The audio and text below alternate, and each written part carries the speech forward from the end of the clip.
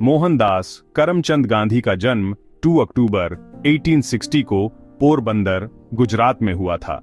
उनका जन्म एक ऐसे परिवार में हुआ था जहां परंपरा और आधुनिकता दोनों का मेल था।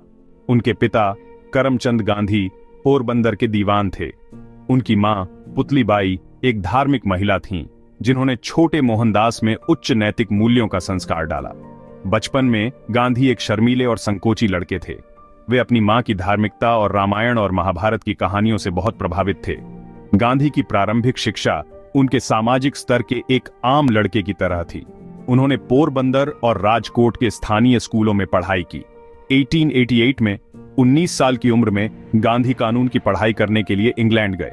इस यात्रा ने उनके जीवन में एक महत्वपूर्ण मोड़ लाया, जिससे उन्हें नए विचारों और संस्कृतियों से परिचित होने का मौका मिला।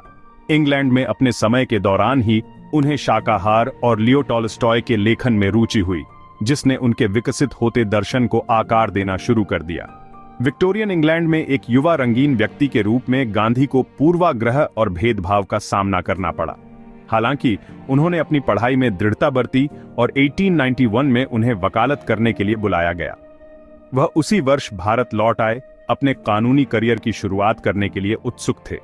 हालांकि उन्हें जल्द ही एहसास हो गया कि भारत में कानूनी पेशा भ्रष्टाचार और अन्याय से भरा हुआ है। निराश होकर उन्होंने दक्षिण अफ्रीका में एक वकील के रूप में काम करने का प्रस्ताव स्वीकार कर लिया। 1893 में दक्षिण अफ्रीका जाने का गांधी का फैसला उनके जीवन का एक महत्वपूर्ण मोड़ साबित हुआ। वे एक ऐसे देश में पहुंचे जो नस्लीय अलगाव से गहराई से विभाजित था। गांधी ने खुद भेदभाव का दंश पहली बार अनुभव किया। वैध टिकट होने के बावजूद उन्हें फर्स्ट क्लास के डिब्बे से जाने से मना करने पर ट्रेन से नीचे फेंक दिया गया था। इस घटना ने उनके भीतर एक आग लगा दी। दक्षिण अफ्रीका में भारतीयों और अन्य गैर श्वेत समुदायों द्वारा सामना किए जा रहे अन्याय का एहसास हुआ। इस अनुभव ने गांधी को प्रेरित किया। उन्होंने दक्षिण अफ्रीका में भारतीयों के अधिकारों के लिए लड़ने का संकल्प लिया। उन्होंने भेदभावपूर्ण कानूनों के खिलाफ याचिकाएं और विरोध प्रदर्शन आयोजित करके शुरुआत की। उन्होंने कानून का बारीकी से अध्ययन किया। अपने उत्पीड़कों की कानूनी व्यवस्था से अच्छी तरह वाकिफ हो गए। अहिंसक प्रतिरोध का गांधी का अनूठा तरीका आकार लेने लगा। 1806 में ट्रांसवाल सरकार ने भारतीयों के अधिकारों को और सीमित करने के प्रयास में एक नया कानून पेश किया, जिसमें सभी भारतीयों को पंजीकरण कराने और पास रखने की आवश्यकता थी। जबरदस्त भेदभाव का यह कृत्य एक महत्वपूर्ण मोड़ साबित हुआ। गांधी ने भगवद गीता और ईसा मसीह की शिक्षाओं से प्रेरणा लेते हुए सत्याग्रह या अहिंसक प्रतिरोध के अभियान का आह्वान किया। सत्याग्रह शब्द संस्कृत के शब्दों सत्य, जिसका अर्थ है सच्चाई, और आग्रह, जिसका अर्थ है आग्रह, से लिया गया है। यह बुराई और अन्याय के प्रति अहिंसक प्रतिरोध की वकालत करता है। गांधी के सत्याग्रह आंदोलन ने दक्षिण अफ्रीका के भेदभावपूर्ण कानूनों को चुनौती दी। गांधी के नेतृत्व में भारतीयों ने पंजीकरण करने से इनकार कर दिया, शांतिपूर्वक कारावास और अन्य प्रकार की सजा को स्वीकार किया। इस आंदोलन ने गांधी के एक वकील से एक जन नेता के रूप में विकास की शुरुआत को चिह्नित किया। उन्होंने अपनी आवाज, अपना मकसद और अन्याय से लड़ने का अपना तरीका खोज लिया था। गांधी के सत्याग्रह आंदोलन ने अंतरराष्ट्रीय स्तर पर ध्यान खींचा। दुनिया ने विस्मय से देखा, क्योंकि हजारों भारतीयों ने अहिंसक प्रतिरोध के गांधी के संदेश से प्रेरित होकर अटूट साहस और दृढ़ संकल्प के साथ कारावास और कठिनाई को सहन किया। गांधी अपने कार्यों और सच्चाई और अहिंसा के प्रति अटूट प्रतिबद्धता के माध्यम से न केवल भारतीयों के लिए बल्कि दुनिया भर के उत्पीड़ित लोगों के लिए आशा के प्रतीक बन गए। दक्षिण अफ्रीका में संघर्ष लंबा और कठिन था, जो 2 दशकों से अधिक समय तक चला। गांधी को कारावास, हिंसा और बदनामी का सामना करना पड़ा, लेकिन वह सत्याग्रह की शक्ति में अपने विश्वास पर अडिग रहे। वह समझ गया था कि असली ताकत शारीरिक बल में नहीं, बल्कि अन्याय का शांतिपूर्ण तरीकों से विरोध करने के नैतिक साहस में निहित है। क्रूर उत्पीड़न के सामने भी अहिंसा के प्रति उनकी अटूट प्रतिबद्धता ने उन्हें उनके कट्टर आलोचकों का भी सम्मान दिलाया।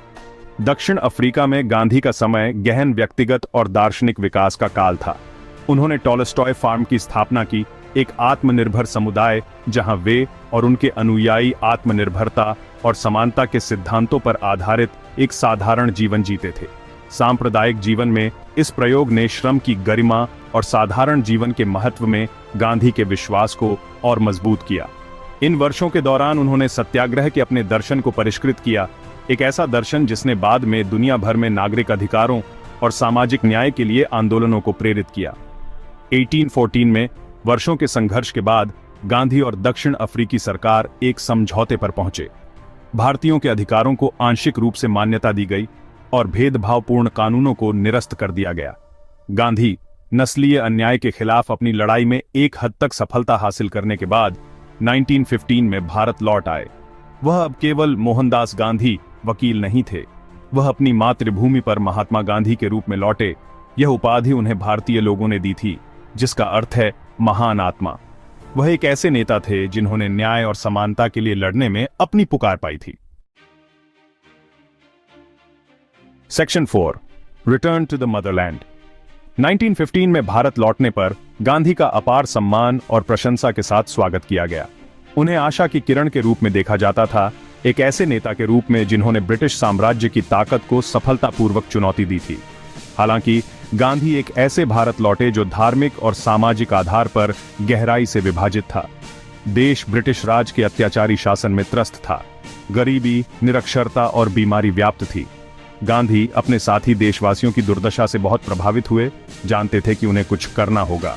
गांधी ने पूरे भारत में बड़े पैमाने पर यात्रा की, जनता से जुड़ते हुए, उनके संघर्षों को समझते हुए और उन्हें ब्रिटिश शासन के खिलाफ लामबंद किया। उनका मानना था कि उदाहरण पेश करके नेतृत्व करना चाहिए। उन्होंने भौतिक संपत्ति का त्याग कर दिया और एक साधारण जीवन अपनाया, पारंपरिक भारतीय धोती और शॉल पहनी। यह भारतीय लोगों के साथ गहराई से प्रतिध्वनित हुआ, जिन्होंने उन्हें एक ऐसे नेता के रूप में देखा जो उनके संघर्षों और आकांक्षाओं को साझा करता था। गांधी ने माना कि भारत के स्वतंत्रता संग्राम को अहिंसा और आत्मनिर्भरता के सिद्धांतों में गहराई से निहित होना होगा। उनका मानना था कि हिंसा से केवल हिंसा ही जन्म लेती है और भारत की असली ताकत उसके नैतिक अधिकार में निहित है। उन्होंने भारतीयों से ब्रिटिश सामानों, संस्थानों और कानूनों का बहिष्कार करने का आह्वान किया। उन्होंने उनसे स्वदेशी भारतीय निर्मित वस्तुओं के उपयोग को अपनाने और पारंपरिक भारतीय उद्योगों को पुनर्जीवित करने का आग्रह किया। अहिंसक प्रतिरोध और आत्मनिर्भरता का गांधी का संदेश लाखों भारतीयों के दिलों को छू गया। उन्होंने भारतीय राष्ट्रीय कांग्रेस को एक कुलीन संगठन से एक जन आंदोलन में बदल दिया, जिसमें जीवन के सभी क्षेत्रों के लोग शामिल हुए। किसान, मजदूर, छात्र, महिलाएं और यहां तक कि बच्चे भी गांधी के नेतृत्व और सच्चाई और अहिंसा की शक्ति में अटूट विश्वास से प्रेरित होकर स्वतंत्रता संग्राम में शामिल हो गए। गांधी की भारत वापसी ने भारतीय स्वतंत्रता आंदोलन में एक नए अध्याय की शुरुआत की, एक ऐसा अध्याय जिसकी परिणति एक राष्ट्र के जन्म के रूप में हुई। Section 5, the power of non violence. ट्रूथाग्रह का गांधी का दर्शन इस विश्वास में निहित था कि सच्ची शक्ति शारीरिक बल में नहीं, फोर्स की नैतिक शक्ति और सच्चाई के प्रति अटूट पालन में निहित है। उनका मानना था कि उत्पीड़न के बावजूद हिंसा केवल घृणा और पीड़ा के चक्र को कायम रखती है। गांधी के लिए ट्रूथाग्रह कमजोरों का हथियार नहीं, फोर्स की सामाजिक और रूलनीतिक परिवर्तन का एक पावरशाली उपकरण था। इसके लिए अत्यधिक साहस, अनुशासन और हिंसा का सहारा लिए बिना कष्ट एंड्यूरे की इच्छा की आवश्यकता थी। गांधी के ट्रूथाग्रह अभियान सावधानीपूर्वक योजना, अनुशासन और प्रतिद्वंद्वी की कमजोरियों की गहरी समझ द्वारा चिह्नित किए गए थे। उन्होंने अपनी लड़ाई सावधानी से चुनी, यह सुनिश्चित करते हुए कि वे जनता के साथ प्रतिध्वनित हों और ब्रिटिश राज के अन्याय को उजागर करें। वह सिंबलवाद की शक्ति को अंडरस्टूडता था और भारतीय लोगों को एकजुट करने के लिए इसका प्रभावी ढंग से उपयोग करता था। उनके अभियान केवल विरोध प्रदर्शन नहीं थे, वे उत्पीड़कों और ओप्रेस्डों दोनों के नैतिक विवेक को जगाने के लिए डिजाइन किए गए सावधानीपूर्वक आंदोलन थे। अहिंसा के प्रति गांधी की प्रतिबद्धता महज एक रूलनीतिक रणनीति नहीं थी, यह जीने का एक तरीका था। उनका मानना था कि सच्ची आजादी पर्सनगत और राष्ट्रीय दोनों लेवलों पर स्वशासन से ही प्राप्त की जा सकती है। उन्होंने भारतीयों से आत्म अनुशासन, सेल्फ सफिशिएंटता और एकता की भावना विकसित करने का आह्वान किया। उनका मानना था कि एक स्वतंत्र भारत का निर्माण एक मजबूत और नैतिक रूप से ईमानदार सिविलता की फाउंडेशन पर ही किया जा सकता है। अहिंसा और ट्रूथाग्रह के गांधी के दर्शन का भारतीय स्वतंत्रता आंदोलन पर गहरा इंपैक्ट पड़ा। इसने प्रतिरोध की प्रकृति को बदल दिया, इसे हिंसक विद्रोहों से अनुशासित सविनय अवज्ञा में स्थानांतरित कर दिया।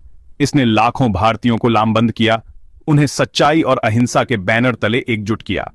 गांधी के लीडरशिप ने दुनिया भर में नागरिक राइटों और सामाजिक न्याय के लिए अनगिनत अन्य मूवमेंटों को प्रेरित किया, जो अन्याय और उत्पीड़न को चुनौती देने में अहिंसक प्रतिरोध की ट्रांसफॉर्मेशनकारी शक्ति का प्रदर्शन करते